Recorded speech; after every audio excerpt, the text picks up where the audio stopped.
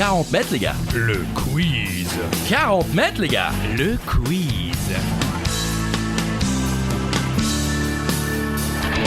Seul ou à plusieurs à la maison, pendant l'apéro, sur la route du travail ou en direction des vacances, c'est parti pour 40 mètres, les gars. Le quiz. 40 mètres, les gars. Le quiz. Et oui, c'est reparti, nouvelle émission, nouveau podcast de quiz avec Christophe Ajus. Salut Christophe. Bonjour Charlie Weber. 20 questions, 20 réponses que l'on vous souhaite bonnes. 15 secondes pour répondre à chacune des questions. Vous choisissez le nombre de points, vous choisissez les gages, notamment avec la question. Lorsque vous entendez ce jingle, c'est vous qui décidez. On change les points, on change d'amis, on change de caleçon. C'est vous qui décidez. Vous pouvez également doubler vos points sur la question suivante en utilisant votre Joker. Et cette semaine, pour le Joker, il faut dire... Corrigan les gars! Corrigan, les gars. On récapitule. Lorsque vous entendez... C'est la question twist. Vous changez tout. Et c'est vous qui décidez. Et si vous voulez utiliser votre Joker pour doubler les points sur la prochaine question, il faut faire... Corrigan, les gars. Corrigan les gars! Allez, c'est parti pour 40 mètres, les gars. Le quiz. Première question, aujourd'hui c'est un thème spécial cinéma. Voilà, si vous avez cliqué sur le lien, il y a écrit spécial cinéma, je pense que vous devez le savoir. Première question, dans Retour à le futur, quel est le titre de la chanson que joue Marty McFly au bal de promotion? On commence doucement, facile. Oui, c'est facile. On a le cousin qui appelle son cousin. Bah ouais, c'est moi, je sais pas quoi, Berry. Chuck, écoute ça. Ouais, le groupe c'est Marvin Berry qui appelle Chuck Berry pour dire écoute ça, c'est incroyable. Et la réponse est bien sûr Johnny B. Goode et c'est Chuck Berry, l'artiste qui chante cette chanson. D'ailleurs, scène géniale, mais bâclée. Selon les scénaristes, ils voulaient plus d'effets spéciaux, voilà, pour voir Marty disparaître vraiment quand il joue de la gratte. Et le nom du bal, Christophe, vous le savez? Non. Vraiment pas? Non. Pourtant c'est écrit. Oui. Vous pourriez le lire. Enchantment Under the Sea Dance. La féerie dansante des sirènes. Bravo à vous si vous avez trouvé la bonne réponse. On rappelle que même là, dès maintenant, vous pouvez jouer votre Joker. Corrigan, les gars. Corrigan les gars. Quel est le vrai prénom de Indiana Jones? Dans le film, bien sûr, on vous demande pas le nom de l'acteur. Oui, c'est trop facile sinon. Le nom de l'acteur? Will Smith. Pas loin. Comment il s'appelle ce con? Harrison Ford. Ah oui, voilà, pardon Harrison. C'est génial. Et le vrai nom de Indiana Jones dans le film, ce n'est pas Indiana, ni Indy, c'est Henry. Henry Jones. Et, Henry Walt Jones. Et Indiana, c'était le nom du chien, en fait. Il a pris le nom du chien. Vous êtes sûr? Ah, je suis sûr et certain. Parce que j'ai pas vérifié, mais on vous fait confiance. Non, faites-moi confiance. Je suis assez fan de Indiana Jones, j'allais dire d'Harrison Ford aussi, en même temps. Donc bravo si vous avez trouvé la bonne réponse. 40 mètres, les gars. Le quiz. Dans The Batman, très bon film d'ailleurs, sorti en 2022, cette année. Presque. Batman. L'actrice qui joue le rôle de Catwoman dans The Batman a un père rockstar. Mais lequel? Alors on donne pas le nom de l'actrice puisque c'est trop facile ici. Non. On le donne quand même? Bah vous pouvez donner son Zoé. prénom. Elle s'appelle Zoé. Zoé Kravitz. Et donc la rockstar c'est la fille de Gérald de Palmas. Exactement, sur la route, voilà. Lenny Kravitz, bien sûr, et sa maman, vous la connaissez peut-être, Mais Christophe? oui, Lisa Bonet, bien sûr, Denise, dans le légendaire Cosby Show, qui devrait changer de nom pour qu'on puisse en parler en bien de cette série, parce qu'elle était quand même sympa, malgré la présence d'un certain Bill Cosby. Prochaine question, dans quel film peut-on entendre cette réplique? Christophe, attention, on va jouer un petit peu. Cette fois-ci, John Wayne ne s'éloignera pas vers le soleil couchant avec Grace Kelly. C'est Gary Cooper, connard! N'hésitez pas à nous dire en commentaire si on imite bien les acteurs. Je ne sais pas si on imite bien les acteurs, mais on fait bien l'accent. Cette fois-ci, John Wayne ne s'éloignera pas vers le soleil couchant avec Grace Kelly. Piège de cristal! Connard! On imite tellement bien Bruce Willis. Très bien Bruce Willis. C'est gentil. Piège de cristal, c'était la bonne réponse. Réplique qui fait d'ailleurs référence au film Le train sifflera 3 fois, Christophe. Ouais, voilà. Moi je n'ai vu que la version interdite aux moins de 18 ans, l'arrière-train sifflera 3 fois. Vraiment? Oui. Magnifique. 40 mètres, les gars. Le quiz, désolé. Quel est le film le plus rentable de tous les temps? Ouais, parlons de thunes maintenant. Ça fait quand même beaucoup d'argent. On n'en a jamais assez. C'est vrai. Avatar avec 2,8 milliards de dollars. Quand même, quoi, ça fait beaucoup d'argent. On n'en a jamais assez, je le dis, je le répète. Non mais c'est important, il faut apprendre les choses importantes à nos amis. Le top 3 avec Avengers Endgame qui est deuxième, film le plus rentable, Titanic, puis derrière Star Wars 7 et Avengers Infinity War. Ça marche bien, hein, Avengers. Hein, bah oui, c'est pour ça qu'on en bouffe à tous les cinémas. C'est vrai. Dans quel film peut-on voir les personnages de Vincent Vega et de Mia Wallace ? Facile sans être facile. Bah, moi je ne savais pas. Cela dit, si on m'avait demandé Mikey Willis, ça j'aurais su. Ah. Et la réponse est Pulp Fiction de Quentin Tarantino. Avec l'accent. Oui. Je sais pas pourquoi j'ai pris l'accent, mais bon. Parce que vous êtes bête. Oui, c'est vrai. John Travolta, Uma Thurman, John Travolta, Vincent Vega et Mia Wallace, bien sûr, Uma Thurman, la danse, tout ce qui va bien, tout ce qu'on aime dans Pulp Fiction. On enchaîne, Christophe ? Mais certainement, n'oubliez pas qu'à tout moment, vous pouvez jouer votre Joker en disant... Corrigan, les gars ! Corrigan, les gars ! Romain Duris a été révélé en 1994 dans le deuxième film de Cédric Clapiche. Il y joue le rôle de Tomasi. Quel est ce film ? Romain Duris qui a été découvert dans la rue pour ce film. Oui. Le casting sauvage, comme on les appelle. L'homme descend du singe, Tomasi est un homme, Tomasi ne descend pas du panier de basket. Oui, alors ce n'est pas forcément la réplique la plus célèbre de ce film, je l'aime bien. Mais elle a marqué notre ami Charlie Weber. Bonsoir. C'est évidemment le Péril Jeune. Retour en 1976, histoire de lycéens parisiens qui découvrent un peu la vie, la drogue, les filles et les amourettes. C'est beau, non ? C'est un peu ça ? Très joli film. Ouais, très très drôle. Vincent Elbaz qui joue Chabert, il y a du beau monde, hein. Hélène de Fougerolles qui joue Christine, Élodie Bouchez, Sophie ou encore Jackie Berroyer, magnifique, qui joue Joe le dealer, puisque oui, il y a un peu de drogue dans l'histoire. N'oubliez pas de jouer le Joker, Corrigan les gars ! Corrigan les gars ! Dans Harry Potter, comment se nomme la langue des serpents ? Des serpents.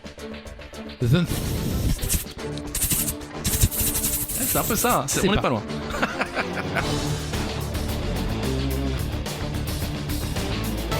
Et la réponse est le fourche-langue. Ah oui, écoutez, merci Charlie. Malheureusement, je ne suis absolument pas un spécialiste d'Harry Potter. Je n'ai pas lu les livres, je n'ai quasiment vu aucun film. Mais il me semble que c'est quand même assez célèbre et chaudement recommandé par toute une génération. Oh oui, malheureusement pas moi non plus. Hein. Ah, vous êtes trop vieux. Ouais, peut-être.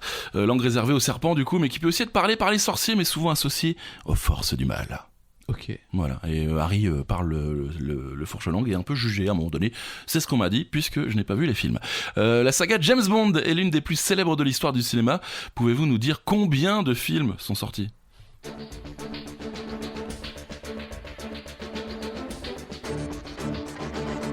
On rappelle que nous sommes en 2022. Oui. Lorsque nous posons cette question, on ne sait jamais, puisque Internet n'oublie rien. Vous pourriez écouter ce quiz en 2036 et le chiffre serait évidemment complètement faux.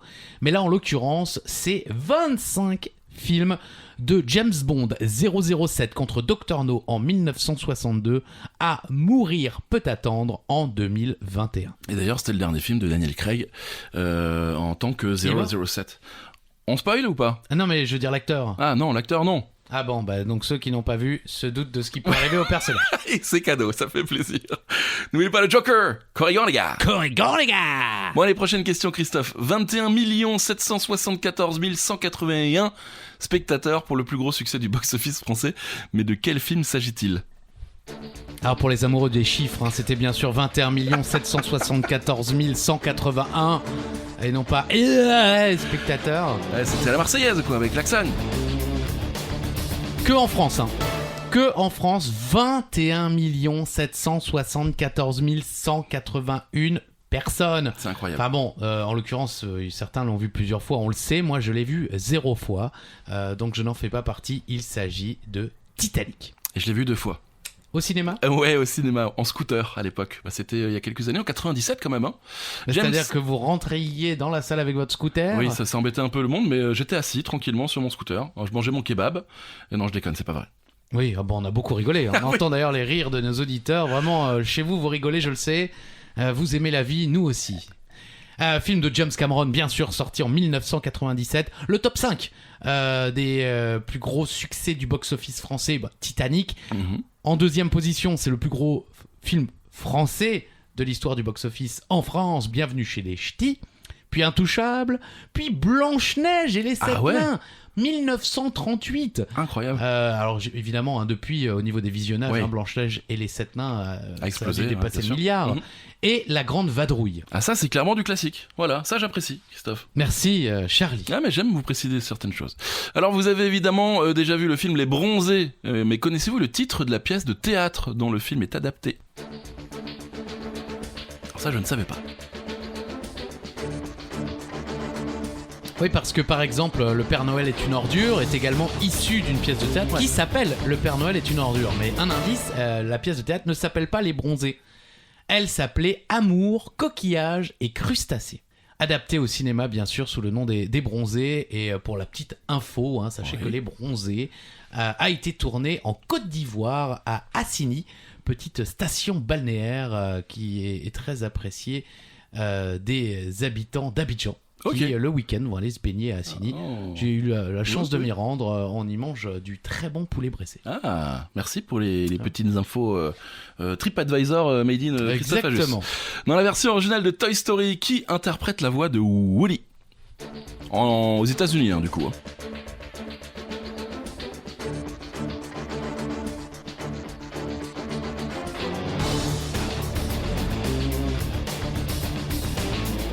Et la réponse, Christophe ? Mais c'est Tom Hanks, bien sûr. Et en français, mon cher Charlie ? Oui, c'est la voix de Tom Hanks en France, justement, et de Tom Cruise, c'est Jean-Philippe puis Martin. Il y a des histoires assez drôles, d'ailleurs, avec Tom Hanks, vous m'en parlez. Oui, effectivement, il faut savoir que Tom Hanks a un frère qui non seulement lui ressemble, mais a exactement la même voix. Ce qui fait que dans les adaptations jeux vidéo de Toy Story, eh bien, Tom Hanks, très occupé, a envoyé son frère doubler Woody à sa place. Et j'ai également pu apprendre, grâce à cette célèbre série de documentaires sur Netflix que j'adore et que je vous conseille si vous ne connaissez pas, The Movies That Made Us, c'est vraiment bien. Que eh bien, c'est le frère de Tom Hanks qui double Tom Hanks dans les scènes de course dans le film de légende, bien sûr, Forrest Gump.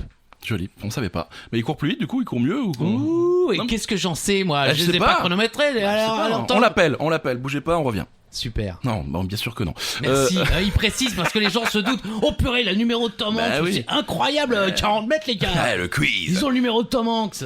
Viens, maman, ils ont le numéro de Tom Hanks. Mais c'est exactement ce qui se passe en ce moment, je suis convaincu, Christophe. Bon, prochaine question. Ron Howard est le réalisateur de nombreux célèbres films à succès comme Apollo 13, Da Vinci Code ou encore Solo, A Star Wars Story. Avant de passer derrière la caméra, il était aussi comédien. Savez-vous dans quelle légendaire série il tenait le rôle de Richie Cunningham ? Là, ça me parle. Mais pourtant, vous êtes malgré tout trop jeune. Oui, mais... c'est vrai. Mais alors, ça fait quand on était petit, c'était encore diffusé. Clairement. Préparez vos oreilles, dans quelques instants, Charlie Weber va tenter d'interpréter le générique de Sunday, Monday, Happy Days. Et après, je sais plus.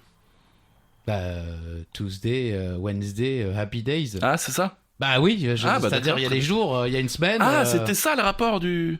D'accord. Oh, Happy Days. Happy Days, bien sûr, c'est ça la bonne réponse. C'était Richie Cunningham. Il a fait une belle carrière, il a fait Willow aussi, je sais pas si vous vous souvenez de ce film. Non, très bon film, je vous invite à le voir si vous voulez. N'oubliez pas, question Joker à tout instant, il faut crier Corrigan les gars. Dans Ghostbusters, le docteur Peter Venkman ne devait pas être interprété par Bill Murray. Connaissez-vous le nom des deux acteurs qui auraient pu ou auraient dû jouer ce rôle ? Encore une question pour laquelle on peut remercier The Movies That Made Us.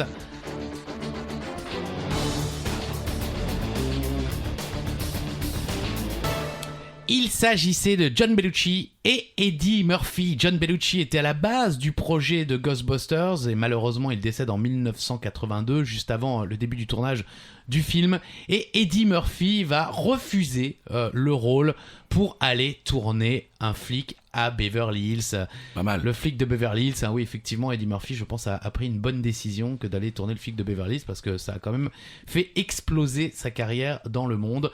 Autre petite information, Ghostbusters a failli s'appeler Ghostbreaker parce qu'il n'avait pas les droits pour le nom Ghostbusters et après des négociations folles, au milieu du tournage, alors qu'ils avaient tourné beaucoup de scènes 2 fois, avec les 2 noms, ils ont pu avoir le droit d'utiliser Ghostbusters. Excellent. Merci beaucoup. Je vous en prie, mais c'est encore une fois, c'est The Movies That Made Us. C'est vraiment une source incroyable d'infos comme ça, très intéressantes sur de nombreux films qui nous ont marqués. Oh, la question twist. C'est la question twist. Alors, comment allez-vous procéder ? Ouais, je me demandais si la rime était juste. Changement de partenaire, changement de point, changement de pantalon, changement de chemise ou changement de vie, c'est vous qui décidez, c'est la question. Une question qui vous parle, Christophe, c'est un peu votre univers. Oui, ça me parle, j'ai hurlé tout d'un coup sur ce oui parce que je suis déterminé. Je vois. Avant de devenir l'acteur le mieux payé d'Hollywood, Dwayne The Rock Johnson était évidemment catcheur. Alors qu'il était encore une star des rings en 2001, dans quel film un petit second rôle va-t-il lancer sa carrière cinématographique ?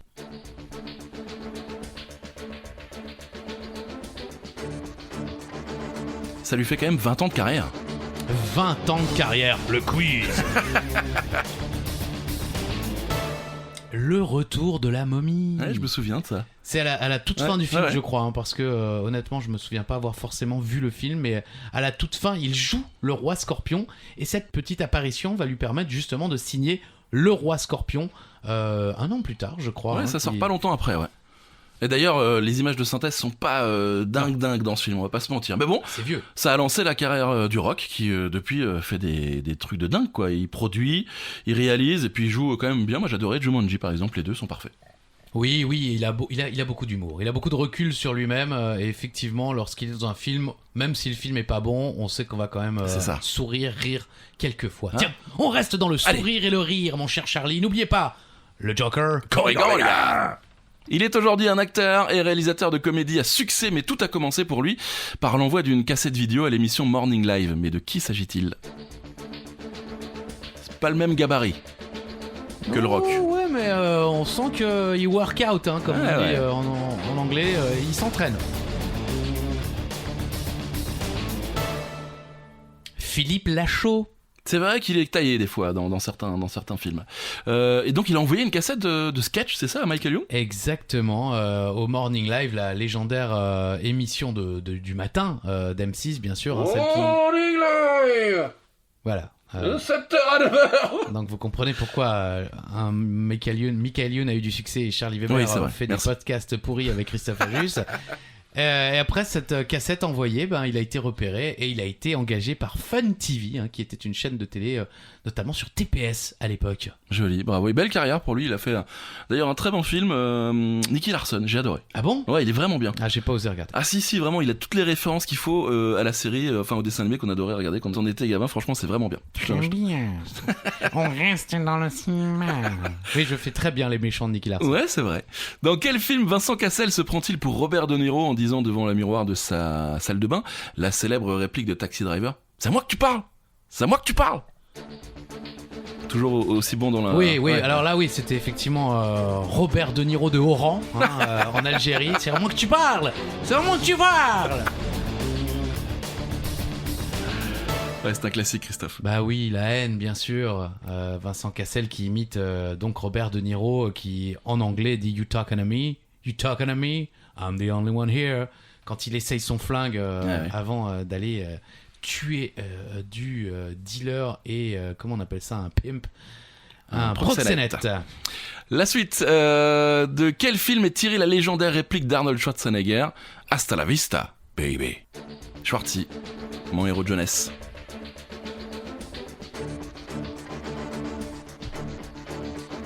Ça a l'air facile, mais attention. Oui. Auriez-vous eu la bonne réponse, mon cher Charlie ? Un peu, comme je suis un peu un fan de Schwartzy. Oui, mais ok. Oui, mais c'est vrai qu'on pourrait dire Terminator. Eh ben non.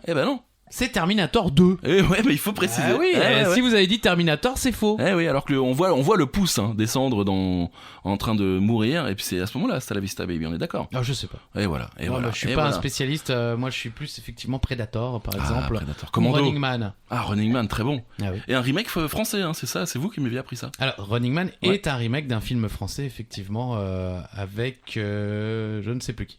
mais impossible à trouver sur. Non, mais on va pas rentrer dans ces pardon. détails parce que c'est très compliqué. Oui, Running Man est un remake d'un film français que je vous conseille chaudement. Prochaine question, n'oubliez pas, on peut jouer le Joker. Dans le film Top Gun, Maverick, qui est sorti en 2022 avec Tom Cruise bien sûr, quel est le métier de Maverick, le métier de Tom Cruise? Gros succès d'ailleurs.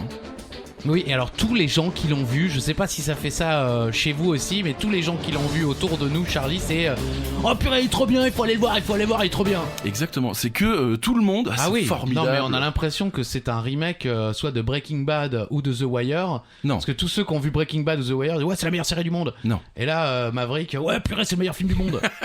En tout cas, il forme des jeunes pilotes, voilà, et ensuite il les dirige dans une mission à haut risque. J'ai pas vu le film, mais Bah moi non plus. tout le monde me dit qu'il faut aller le voir, donc j'irai peut-être le voir, je sais pas, ou alors je l'attends. Le mec est, comment on dit, instructeur d'auto-école quoi. Ouais, mais pour avion. voilà, pour F-16. Pas mal. Super. Est-ce qu'il a la pédale aussi à côté comme dans... La pédale Wawa. Ouais. Allez, prochaine question. De quel film est tirée la réplique « Arrêtez ou je tire !» Une balle dans la tête à la main. Alors c'était beaucoup mieux interprété dans le Vous voulez le film. faire peut-être? Arrêtez ou je tire une balle dans la tête à la main. Voilà, on aurait dit ZZ dans le Père Noël est une ordure. Indice, c'est pas ça. Mais c'était quand même mieux interprété que moi. Ouais, une histoire de souffle, Charlie aussi. Ouais, peut-être. Et c'est l'excellent La Tour Montparnasse Infernale. Parfait ce film. Ah oui, Eric et Ramsey, effectivement, La Tour Montparnasse Infernale, une série de clins d'œil à de nombreux films du cinéma mondial. Notamment, moi j'aime beaucoup cette scène où on a l'impression de revoir Bruce Lee affrontant Karim Abdul-Jabbar. C'était extrêmement sympa. Et ça fait déjà 15-20 ans aussi qu'il a été tourné. Ah ouais, ça fait déjà le temps passe, il y a ça plus de va saison, vite, ma ça petite va dame. Mais il y a une question bonus. Oui, parce qu'en fait, le temps passe si vite qu'on a oublié de vous dire que c'était la dernière question. Et voilà les gars. Si vous n'avez pas joué votre Joker, c'est trop tard. C'est trop tard les gars. Eh ouais, le quiz. Non, ça marche aussi. Non, c'est 40 mètres. Ah, le quiz. Question bonus, Christophe. Valérian et la cité des 1000 planètes est le film le plus cher du cinéma français. Il est sorti en 2017. Quel était son budget? Comme d'habitude, la personne qui se rapproche le plus bien du chiffre remporte les points de la question bonus.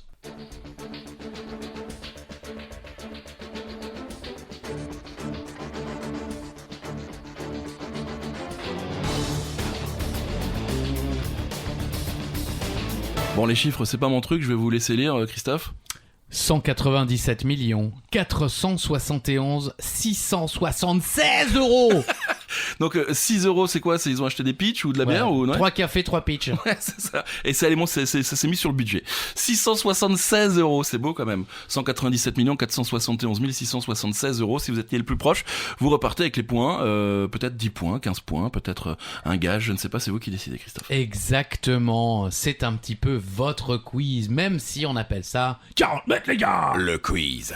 J'espère que vous avez passé un bon moment, les amis. On se retrouve très vite pour d'autres thèmes, d'autres questions, d'autres réponses et d'autres questions Joker. N'hésitez pas d'ailleurs, donnez-nous votre score, donnez-nous les gages peut-être que vous avez mis en place, les questions twist, et puis n'hésitez pas à nous mettre 5 étoiles sur Apple Podcast et à nous laisser quelques commentaires. Merci beaucoup d'avoir été avec nous, merci Christophe. Mais merci à vous, mon cher Charlie, merci à toutes et à tous, bonne continuation de vie et à très vite. Bisous. Pour un nouvel épisode Oui. de 40 mètres les gars. Le quiz. Bisous. Bisous. Ah, on dit vraiment ça tous les deux à chaque fois? Oui, et c'est moi qui termine, alors fermez-la. Non. Bisous. Oh.